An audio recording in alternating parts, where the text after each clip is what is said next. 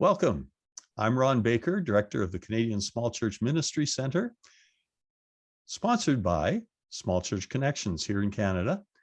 And this is us, Small Churches in Action podcast. Today, I'm looking out the window of my Zoom platform and seeing beautiful British Columbia. I'm going to introduce you to a person that I think you're going to find very interesting. Well, I'm not even going to tell you. I'm going to let him talk about who he is, what his ministry journey has been, a little bit of what he's doing now. And so take it away, Neil. Well, that's as much as intro as you get. Okay, perfect. That's great. Thanks, Ron. Yeah, my name's Neil Bassingthwaite. I'm the National Mission Director for the Evangelical Free Church of Canada.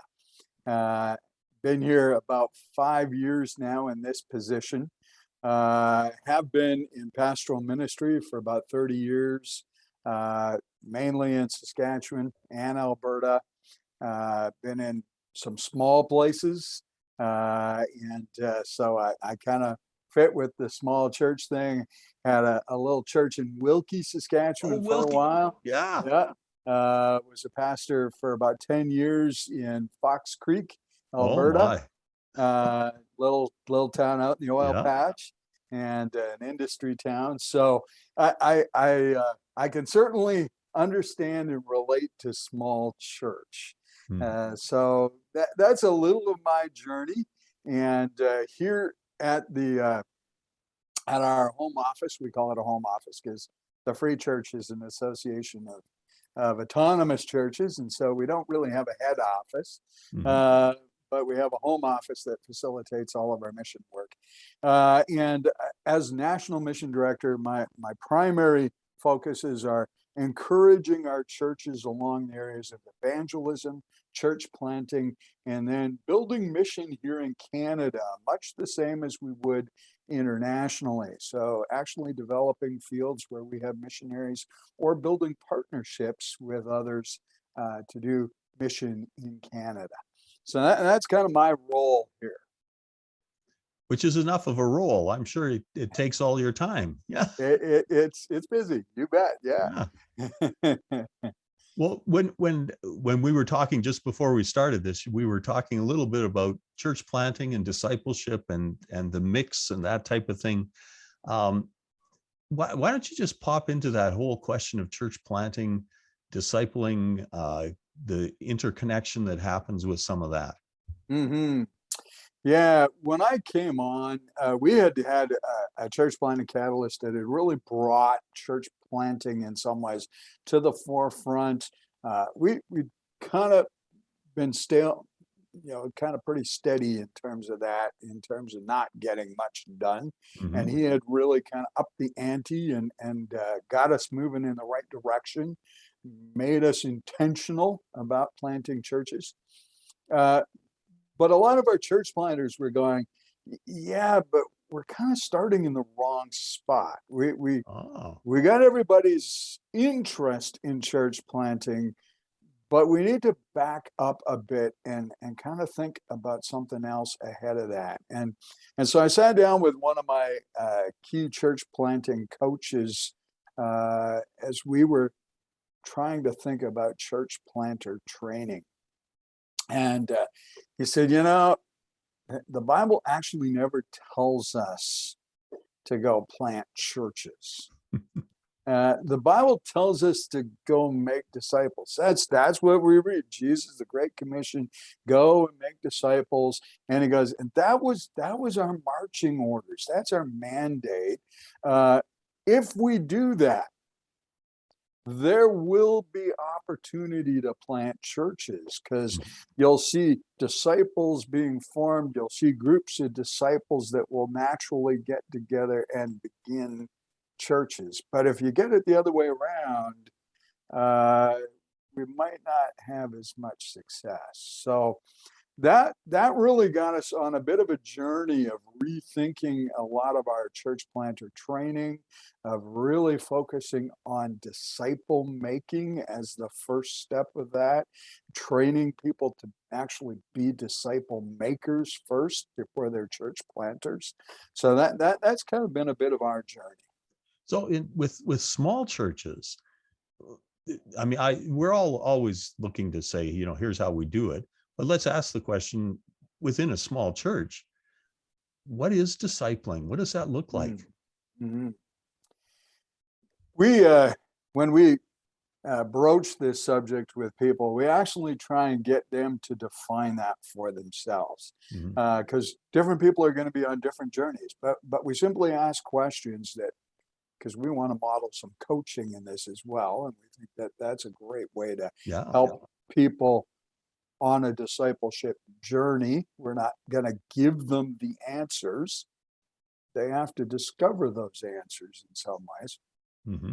But we begin by asking, if you could define a disciple and hone that down to just say 2 or 3 words for simplicity's sake, what would you come away with? And we've seen a variety of different things as we've talked with people about that, but often it comes down to something like this. And this is one that I kind of carry with me quite often. We could be a disciple of just about anything, but we're called to be disciples of Jesus. So Jesus has to be a part of that. That's one word I take away. The next word I take away is obey. In that Great Commission, we're told that go and make disciples, teach them to obey all that I've commanded you. So obey is a really critical piece of that. But for me, there's a missing linkage in there. Okay. And that missing linkage is kind of filled in with, my sheep hear my voice, that kind of idea, where I like the word listen in the middle of that. If I am going to obey Jesus, I need to pay attention to what he's actually telling me to obey. And so for me, if I'm going to define disciple, those 3 words really come to play: Jesus, listen, obey. Now, that could be different for different people in different contexts as they grapple through what their definition of disciple is. But for me, that's what's really core. So when I think of a small church, I would hope that they're kind of grappling with those kinds of concepts, and then helping people to find environments where they can listen for Jesus and take steps of obedience. One of the things that I've really kind of pushed into over the last number of years is moving away from the one-time decision to daily decisions of following Jesus. Not that the one-time decision is bad. Yeah. That's a great thing. But I grew up, and maybe you did too, in some of those churches where we had these great testimony cultures. Oh, definitely. And people would stand up, and we'd have those testimony times, and they'd give great testimonies. And somebody would stand up and talk about how 37 years ago, I remember the day so distinctly when I became a follower of Jesus. And that's a great story. And I always want to hear those stories. But as a young guy growing up, you'd hear that story, and you'd hear it over and over and over again from the same person, and you'd never hear any new stories. Yeah, well, and you had it memorized, right? Yeah, and it was like, where did God show up yesterday or last week or this morning? And what's he been doing in your life since 37 years ago, right? Yeah. And so for me, one of the key things in disciple making that I want people to kind of begin to think about or to process further is, how do we take those daily steps with Jesus, the daily decisions that we have to take to obey, listen, right? So that, I think, is a huge part of the process of disciple making, a daily decision. Now, how, in a small church, how does one then help someone else to be a disciple too? Do we forward that with accountability? What kind of things are you thinking of here? You just said one of the words words all that the we yeah, never seem to want to do, right? yeah, exactly. Accountability. Um, in fact, we were just at a conference where we did a whole thing on disciple making, and one of the questions we asked was on accountability, and one of the guys came to the mic and he said, "Yeah, I think we've all figured out we don't do it." Right. Yeah. Although, you know what? I think in a small church, there's all kinds of opportunity Yeah. to do that. Far more maybe so than in a big church. And I would say that's one of the ways that a small church and a big church would probably differ here Yeah. is in a big church, unless you can find a small group of people, I suspect walking a discipleship journey is much more difficult in a big church. Hmm. So if it's working with a small group of people to become more like Jesus each and every day, then a big church is a struggle for that, right? Unless you have a Yeah. small group. Unless you got small groups. Yeah. Yeah. But together, as you walk with people in accountability, I think you begin to see that discipleship journey take place. Um, but accountability is a tricky thing because we often hold people accountable to what I call an accountability of law. Yep. So if, for example, I'm just going to give you the example of dieting or losing weight. We all know the things that you have to go into that. You need to change some diet around. You maybe need to exercise better. Hmm. And so when it comes to accountability, we check in with somebody and say, so how did you do this week on your diet? Well, I blew it out the doors. I ate junk food all the time. And well, did you get any exercise? No, I never went to the gym. You say, bad, you Yeah. do better next time. And that doesn't really help us. That's what I think is accountability to law. Hmm. The law says this is what you got to do. You didn't do it, bad you. Yeah. And I think at times that's all we think of as accountability. I would say there's an accountability to grace, the grace that shows up in the gift of another person. Hmm. And I see it working kind of like this. If you need to go to the gym, the gift is somebody showing up in your driveway in a car that says, "Hey, I'd love to be your gym buddy. Can we go together?" Now all you need to do is be accountable to open the door and get in the car, right? And you go with your buddy. If you've got a person that says, "Hey, I'll go shopping with you and we'll buy better selections of food so you have better stuff in your house and you can change your diet." Now all you have to do is be accountable to the person to go shopping. And so it's these people that come alongside you and say, "I want to be a gift to you. How can I help you on your journey?" And I think in that way, if you think about it in terms of getting to know Jesus and moving closer to the life that is Jesus, if we're vulnerable enough to say, as the people around me surround me, there are gifts in my life that help me move towards Jesus. But sometimes means being really humble. Hmm. Um, One of the most meaningful things that happened in the last couple of years uh, for me was somebody being pretty direct in my life and me being humble enough to accept You the said, gift yeah. that she gave me. I was riding in a vehicle. This is obviously pre-COVID because we were on the American side of the border, and I just had a lot of stuff going on in my life right at that moment, and it was like, okay, I don't need to be troubled by the things that aren't my problems, right? And so I was kind of trying to, put up boundaries and make sure that I just took care of what I needed to take care of. And so we're driving back from the US, and there's a couple of people in the front seat. I'm in the back seat, and this lady on the passenger side of the front seat, she looks over and she sees the person waiting in the line going up to the border. They've obviously Canadian that's just gone down to fill gas because their gas cap is hanging open, and it's there on the side of the vehicle. And she goes, "Neil, you should tell them their gas cap is hanging out the side of their car there." And by this time, this phrase had become really commonplace for me. Not my problem. And and so without even thinking, it slipped out of my mouth. Not my problem.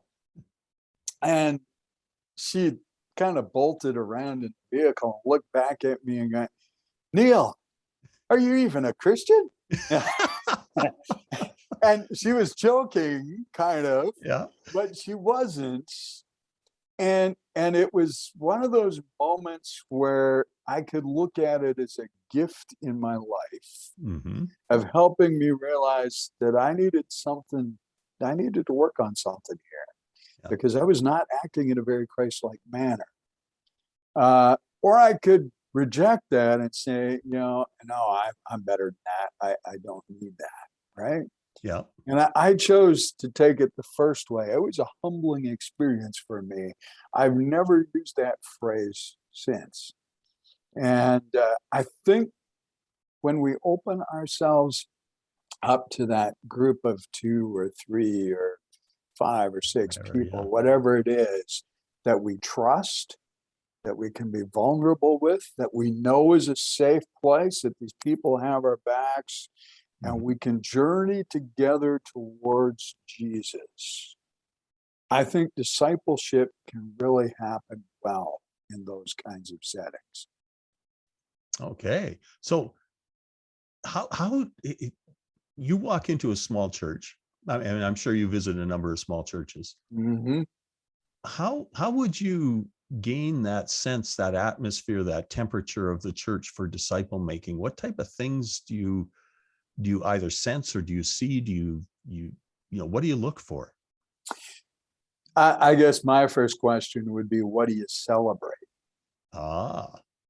So the kinds of things they celebrate are going to be the kinds of things that form them. And if they're celebrating things that demonstrate life transformation, that's what's really important to them.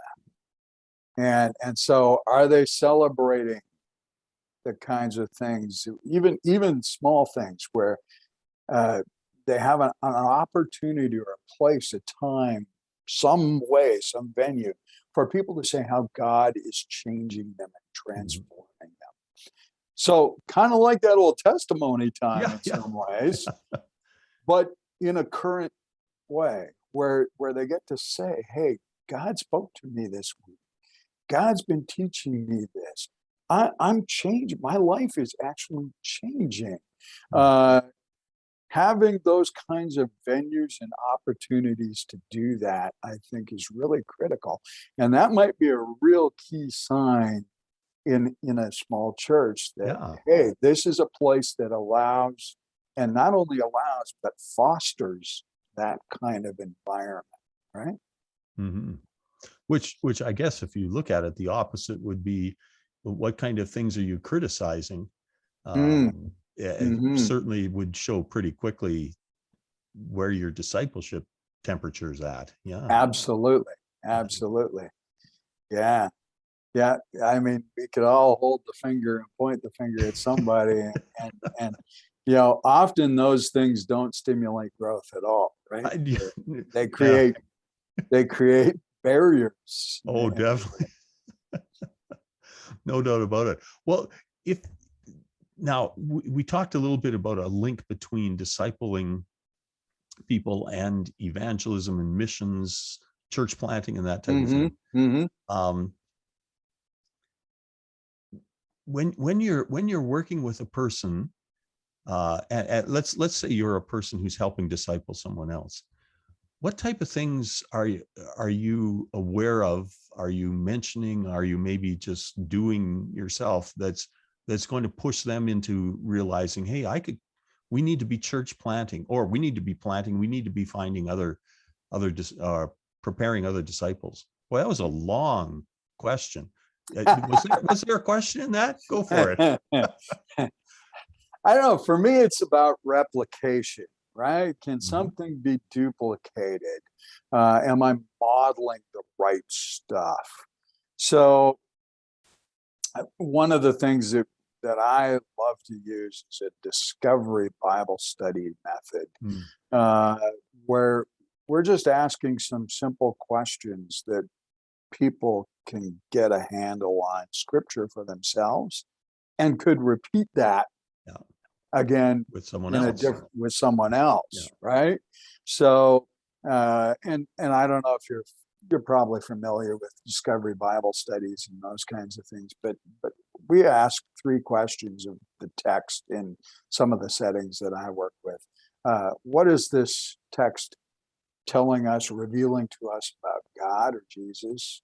What does this text say about me or about humans? And what am I being invited into or called to obey from within this text?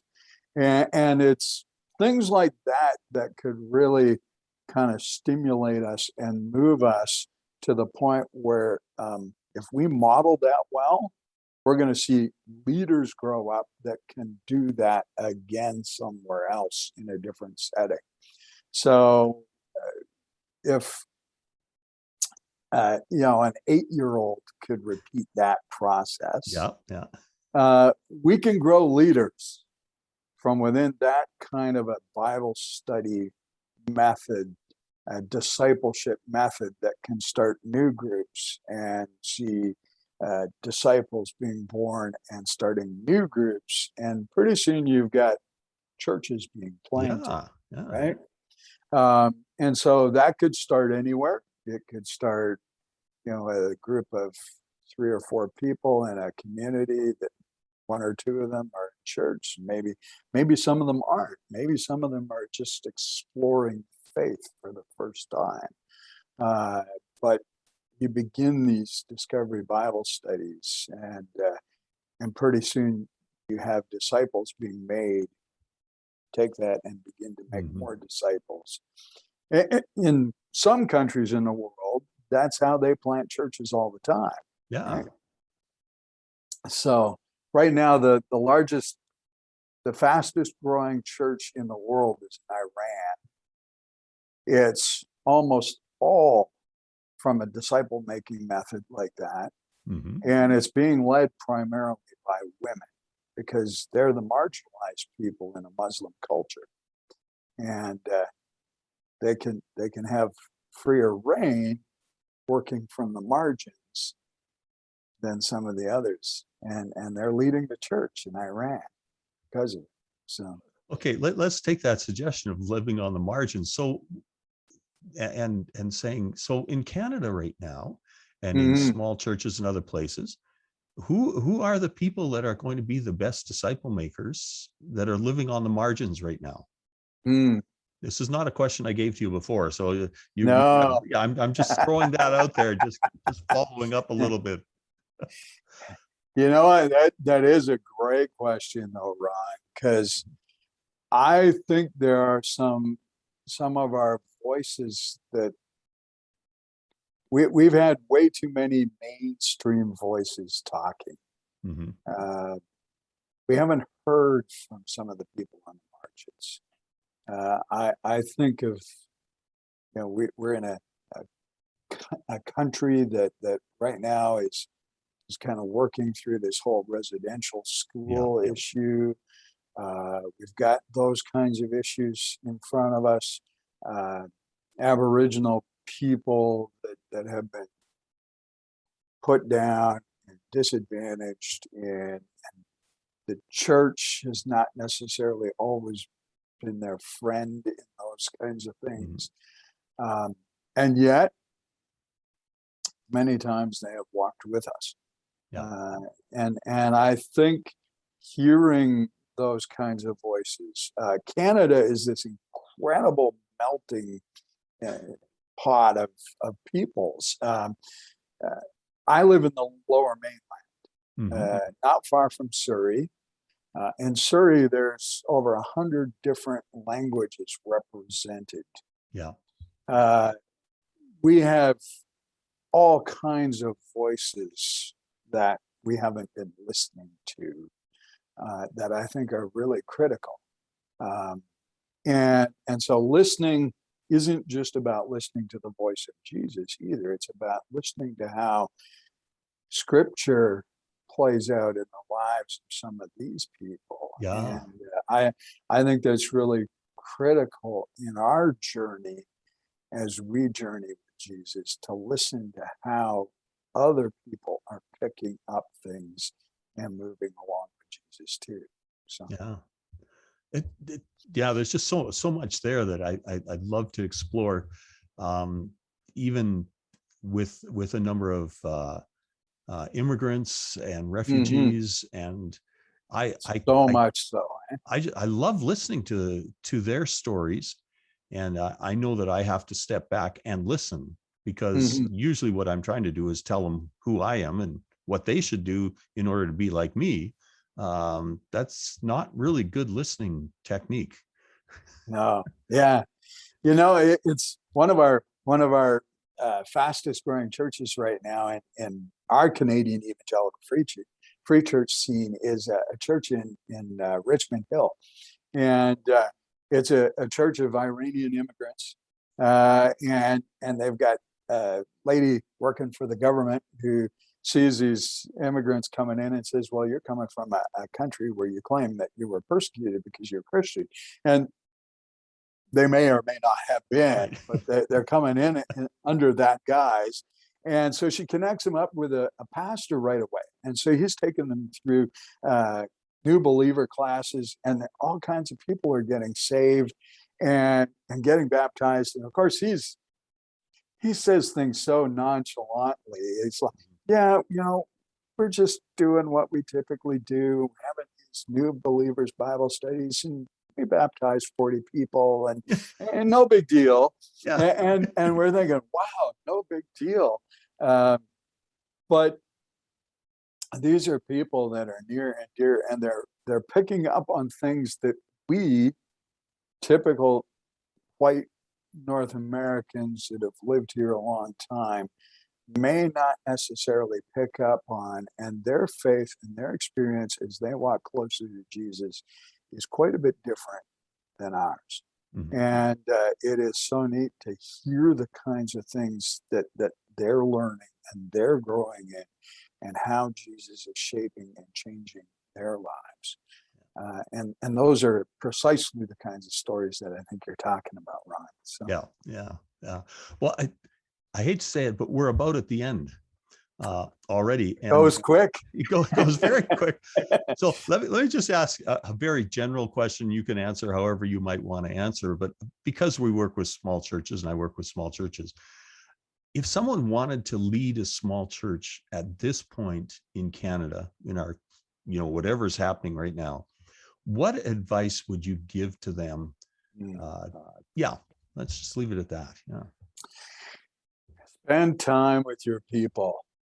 Get Mm. to know what Jesus is doing there. That is the absolute most critical piece, I think, and it's